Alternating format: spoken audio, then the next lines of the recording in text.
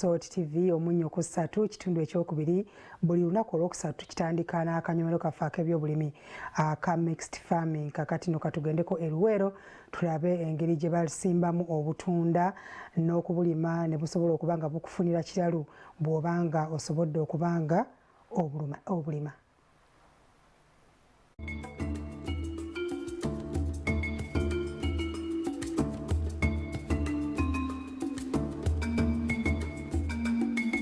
Mu kiseera kino nga tetegekera amalima agasooka g'omwaka ogujja, buli mulimi waali afumentiriza ku kikyayinza okulima okusobola okwegobako obwavu. Moses Luyombya, omulimi w'obutunda mu disitulikiti y'e Luweero, agamba ekirime ky'obutunda tekisaanidde kubuusibwa maaso anti kifuna kiralu naddala mu kaseera ke twolekedde ak'omusana. Luyombya agamba ekyama ky'okulima obutunda yakizuula oluvannyuma lw'okukwatibwako omukulembeze w'eggwanga lino ng'ono yasalawo okuva mu bwamakanika bwe yali akulongoddemu emyaka wabula nga mpawo kyafunyeemu era ng'agamba anaafuna mu butunda osaanidde okwegendereza ensigo n'enteekateeka entuufu. Kati tusimba saakini bati tuteeka direct kuno negenda ng'omansirizaawoko nozzaako ettaka kuba bw'etonnya oba n'ofukako amazzi mu sizoni ya dry season ofukako amazzi NPK n'asobola okusaanuuka asaanuukira eno bali toteeka direct ku kikolo.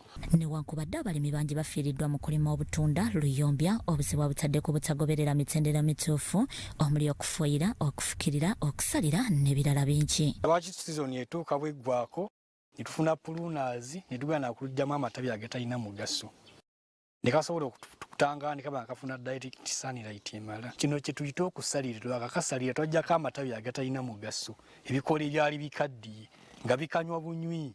Obutunda buliko emirimu mingi naddala ku nsonga y'okulwanyisa endwadde era wano Luyombya annyonnyola engeri gy'osobola okulwanyisa mbukalalankoma obusinga okubutigomya. Twapene omugaso gwayo twapene ekwata buwuka butalya butunda buneeno bujja ne buli obutunda ne bubuleeta ne bugongobala asangako n'olususu lwafa.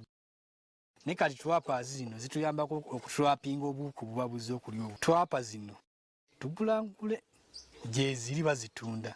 Akatunda ku ssaawa eno kali ku bbeeyi ng'era kalina yeeramula anti alina nnusu olukome bakuwa wakati w'obutunda 45 ng'olw'ensawo eri wakati w'emitwalo 35 n'ataano okusinziira ku kifo ky'olimu. Mixed farming ne Flavia Yiga buli lwakusatu mu munnyo ku 3 ku Soul TV omunnyo.